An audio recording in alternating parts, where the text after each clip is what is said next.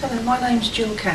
I'm Adam's mum, and this is Adam here. The photograph was taken at the end of September when Adam and I went down to London and spent a day looking around Buckingham Palace staterooms. Sadly, this is Adam today. These are his ashes. Adam had type 1 diabetes, but he also had Addison's disease as well. I went to bed about 9:30. My mobile rang about 10:30 and I thought, oh no, it's that. Shot out of bed, answered it, and it was Adam. Mum, my diabetes has just gone really low. Can you go and get me a cup of tea and some biscuits? I said, yeah, no problem. An hour later, 11:30ish, I heard him run into the bathroom and he was starting to be sick. Now, he was being sick about every 10 minutes, I should say. And about 12:30, I said, Adam, I'm calling time on this. I need to phone a doctor. He said, yeah, okay, Mum. So I phoned 999. An hour later, got a call back, and then they said, right, we're sending a paramedic, and they turned up about 2 o'clock in the morning. This was 2 o'clock Christmas Eve now that we're on. The paramedics, they examined Adam, did all the usual tests, blood sugar level. I think it was about 5.5. His oxygen levels were okay. His blood pressure was okay. I thought, well, I'll take him in.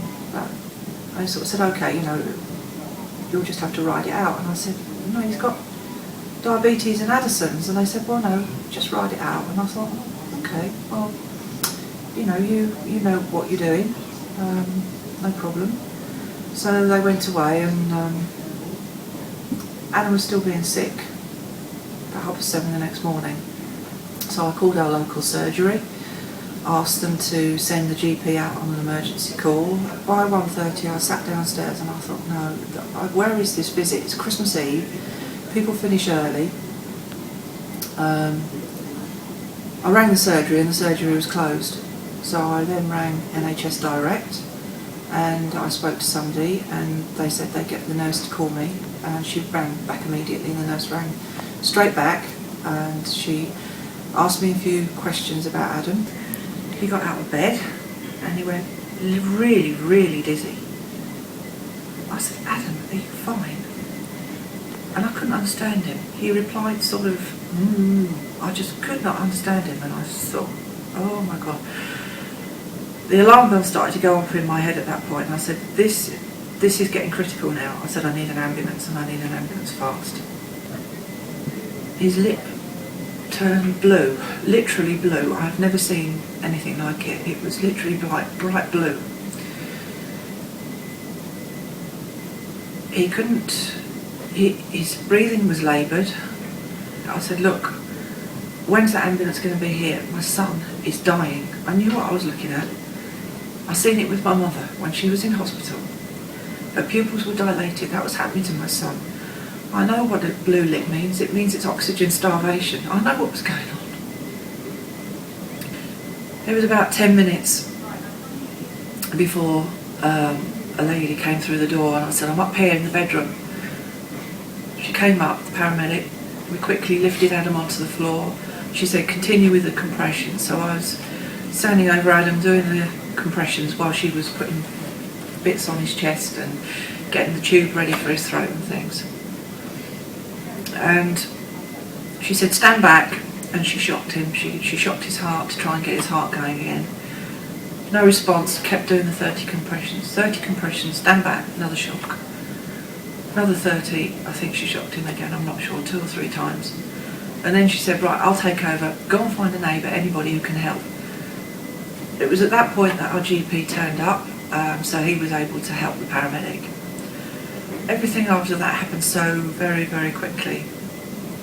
I was suddenly aware of an air ambulance flying over the house, trying to land in the field next to our house.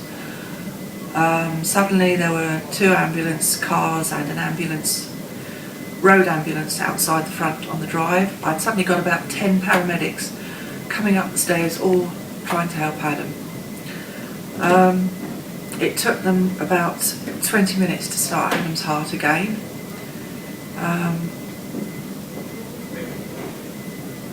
Obviously everybody was working really hard and they were all fantastic. They eventually got Adam his heart working on its own, so they were able to put him onto a stretcher and carefully take him down the stairs. They decided to go by road ambulance to Adam Brooks. Dr. Johnston, brilliant consultant at Adam Brooks. Such a compassionate man. I can't speak highly enough of him. He had the awful job of actually coming and telling us that actually Adam had passed the brainstem test in as much as there was absolutely no activity there.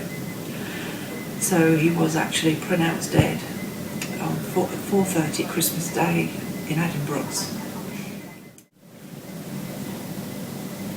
I've been speaking to our local GP surgery and the East of England Ambulance Service with a view to having more awareness among paramedics of the rarer conditions that they may or may never encounter in their careers. Like I said, Addison's were so rare, 8 people a year in the UK are diagnosed. Tim did explain to me that the people who take the calls are not clinically trained, and I had to say that I thought they were. The people on the end of the phone they follow a flow chart that, as I understand it, we, the UK, have inherited from the US. Sadly, this flow chart doesn't identify if people have got medical conditions that are potentially life-threatening, as Adam did. On this flow chart, that there should be an extra question put in this.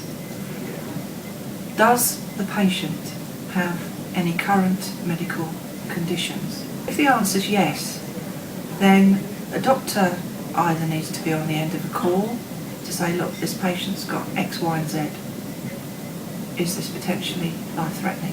Or that the person taking the 999 call can input the name of the conditions into a database where it comes up with an alert system.